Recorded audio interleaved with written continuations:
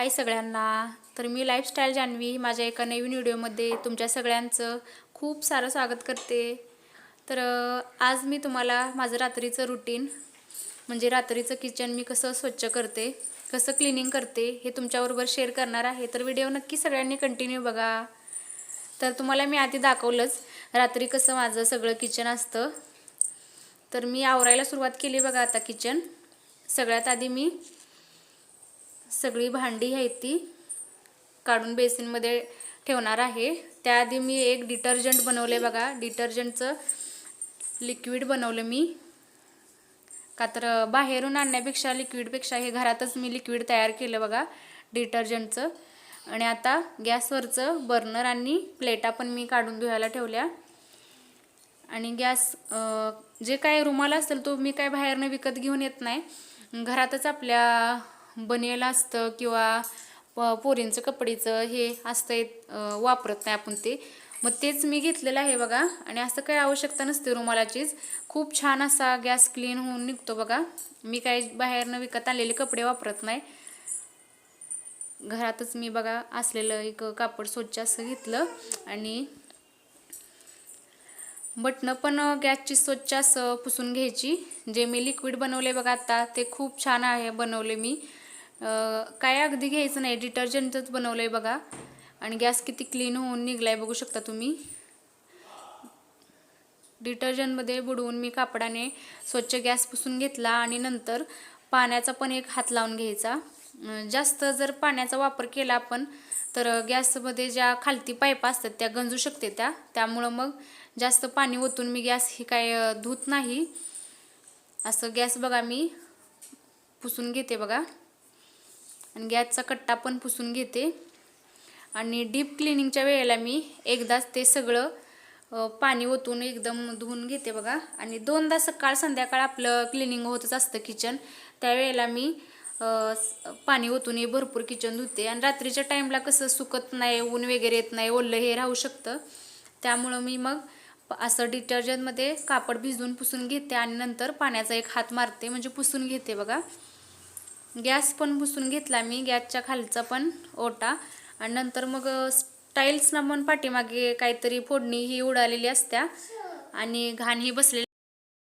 गॅसच्या मागची पाईप पण मी बघा स्वच्छ अशी पुसून घेते। आधी ते लिक्विड जे मी बनवले त्यानेच आधी पुसून घेते आणि नंतर मग पाण्याचा एक हात मारते।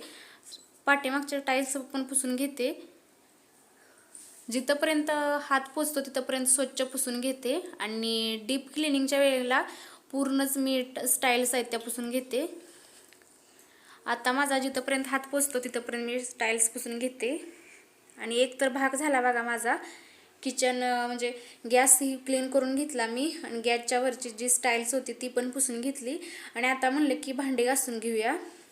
आणि मग भांड्यामधलं सगळं ते ओला कचरा असतो ते सगळा बाजूला काढायसाठी भांडी सगळी मी वरती ठेवत होते बघा, कारण की मी दरवेळेला असंच करते, का तर सिंकमध्ये अडकून बसतं जे काय आहे ते आपलं ओला कचरा, म्हणजे काय काय असतंच की अन्न हे टाकलेलं, थोडाफार भात हे काय काय टाकलेलं असते ती, मग ते सिंकमध्येच अडकलेलं असतं।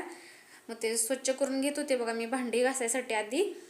आणि सिंकमधला मी कचरा घेऊन छान असं कवर एक केलेलं आहे, त्यामध्येच मी ओला कचरा टाकते आणि परत रात्री झोपायच्या आधीच मी ती कवर आहे ती फेकून येते, कारण की त्यामुळं जर सिंक जर आपण स्वच्छ नाही केलं तर त्यामुळं झुरळं पण होऊ शकते ती। आणि मग एकदा झुरळं झाली की घराच्या बाहेर किती पण स्वच्छ केलं घर तरी निघत नाहीत, त्यापेक्षा मग ओला कचरा आहे तो मी आधी झोपायच्या आधीच फेकून येते बघा, असं कवरमध्ये घालून ठेवते। मग आता म्हणलं भांडी क्लिनिंग करून घेऊया। आणि माझ्या तर घरात एवढी भांडी होती बघा, म्हणजे ज्याच्या त्याच्या घरात किती माणसं असे आहेत त्यावर अवलंबून असणार किती भांडी आहेत ती। आम्ही तर घरात 4 जणच आहे, तर एवढे भांडे आहेत। आणि जरी पण जेवण आपण जर मटणाचं चमचमीत काय असेल तर जास्त भांडी तेलकट होतात किंवा त्यावेळेला पण जास्त भांडी पडतात। आता तर माझी एवढी भांडी होती बघा, ती म्हणलं मी स्वच्छ करून घेऊया। आणि घासून झाल्या काय एवढं मोठं किचन नाही तिथंच साईडला ठेवायला, त्यामुळे मी खालती भांड्याची जाळी ठेवलेली, त्यामध्येच मग घासून झाल्यानंतर भांडी ठेवत होते लागलीच। आणि मग बघा आता माझी भांडी पण घासून झाली आणि मग आता मी बर्नर आणि प्लेट पण गॅसला बसवून घेते बघा. आणि आता माझी सिंक इकडचं सिंकचं बेसनचं राहिलेला भाग घासायचा. आणि जी चावी असते किचनमध्ये, एक नळ असतो, एक चावी असते, त्याच्यावर ती चावी पण आणि त्याच्या पाठीमागचा भाग पण मी घासून स्वच्छ करून घेते. आणि त्यासाठी वेगळं काय नाही, जे मी लिक्विड बनवलं होतं बघा डिटर्जंटचं, त्याने स्वच्छ करून घेते आणि खूप छान असं स्वच्छ निघतं. आणि जर आपण रोजच्या रोज जर ही जी किचनची कामे आहेत, म्हणजे आता नळ पण मी रोजच्या रोज स्वच्छ करून घेते, कारण की आपला सारखा हात लागत असतोय, नळाला चावीला सारखा हात लागत असतोय, त्यानं तेलकट झालेलं असते. मग ती जर कंटाळा केला की आता नको राहू दे बाबा सकाळी घासूया, तर मग ती भरपूर घाण होते आणि एकदा घाण झाले की मग निघत नाही. त्याच्यापेक्षा मग रोज रात्री का नाही हे आपलं किचन आपण स्वच्छ ठेवायचं. म्हणजे कसं रात्री एकदा किचन स्वच्छ असलं की परत सकाळी काम करायला येताना पण खूप प्रसन्न वाटतो, तो आनंदच एक वेगळा असतो. कारण की जर रात्री जर स्वच्छ आपण केलेलं नाही, रात्री जर आपण स्वच्छ नाही जर केलं, किचनची भांडी हे काही नाही घासली, कंटाळा जर केला तर झुरळं पण होते ती. आणि मग नंतर सकाळचं नाश्ता वगैरे काय बनवायचा असतो ते बनवायचा का ती राहिलेली रात्रीची कामं करत बसायचं. मग त्यापेक्षा रात्रीच करून घेतलेलं बरं असतं या. म्हणजे जास्त किचन घाण पण होत नाही आणि असं कोमट असा वास पण येत नाही. आणि डिटर्जंटनं जर लिक्विड आपण घरातच बनवलं तर त्यानं एकदम स्वच्छ असं निघतं बघा. एकदा ट्राय करून नक्की बघा तुम्ही. आणि असा कोमट वास पण येत नाही. मग आता सिंक पण मी घासून घेते बघा स्वच्छ असं, का तर तिथूनच झुरळाची सुरुवात होते. रोज रात्री मी माझं किचन असं स्वच्छ करते आणि इतका असा फार वेळ पण जात नाही बघा, अर्धा तास लागतो फक्त, अर्ध्या तासात होऊन जातं. आणि आता लागलीच मी कात्या पण आणि भांडे घासायचा काता आपला स्वच्छ असं धुवून ठेवते. त्या भांड्याचं साबणाचा तो बॉक्स आहे त्याच्यावरतीच ठेवते मी, म्हणजे रात्रभर कसं सुकून जाते, ते असं स्वच्छ धुवून ठेवते. स्वच्छ धुवून ठेवते बघा, म्हणजे सकाळी कसं रात्रभर कसं सुकून जातं आणि सकाळी परत आणि आपल्याला वापरायला येते.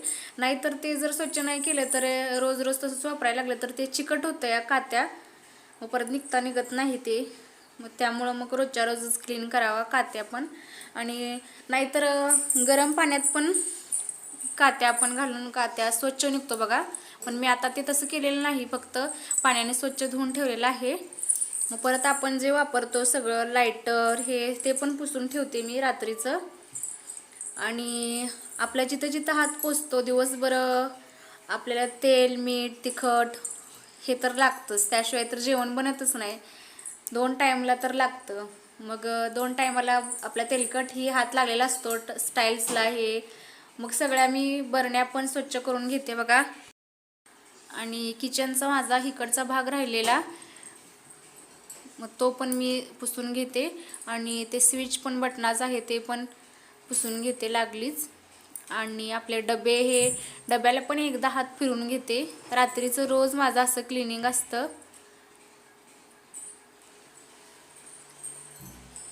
बघू शकता तुम्ही खालनं पण हे मसाल्याचा डबा, आपले तेला मिठाचे जे डबे असतील ते पण एकदम स्वच्छ करून ठेवते बघा. एकदा नुसता हात फिरवून घेतला तरी पण होतं. आणि नाही जर कंटाळा जर केला तर मग एकदमच क्लिनिंगला जेव्हा आपण किचन काढतो त्यावेळेला खूप घाण झालेलं दिसतं. त्यापेक्षा हे रोजच्या रोज क्लीन केलेलं एकदा सकाळी जेवण झाल्यानंतर आणि एकदा रात्री, आणि आपल्याला सुद्धा एकदम प्रसन्न वाटतं किचन जर स्वच्छ असेल तर. मग हे बघा, हे मी अशा प्रकारेच किचन स्वच्छ करते. आणि आता वरचा भाग पण माझा राहिलेला आहे बघा पुसायचा. स्टीलचे डबे पण मी पुसून घेते, का तर पीठ हे असतं घेतल्यानंतर हात हे लागलेला असतोय. मग ते तेवढंच राहिलं थोडंफार तरी पण कॉक्रोच व्हायची शक्यता असते, त्यामुळं मग ती पण पुसून घेते. परत चमचा ही ठेवलेलं कुठं आहे तिथलं पण मी पुसून घेते बघा. आणि तेला मिठाच्या इथं तर सारखा आपला हात लागलेला असतो दिवसभर, मग तिथला पण मी भाग आहे तो पुसून घेते. रात्रीचं रोज झोपण्यापूर्वी तेलाची किटली, ही तेलाच्या किटलीला जरी आपण पुसलेलं नाही तर ते कितीतर पण कॉक्रोच लागू शकतात, त्यामुळं मग पुसून घेते. आणि डिटर्जंटनं ते सगळं पुसून घेतल्यामुळं खूप छान असं क्लीन होतं बघा. लगेच तेलकट ही काय राहत नाही. नुसता एकदाच हात फिरवला की क्लीन होऊन जातं.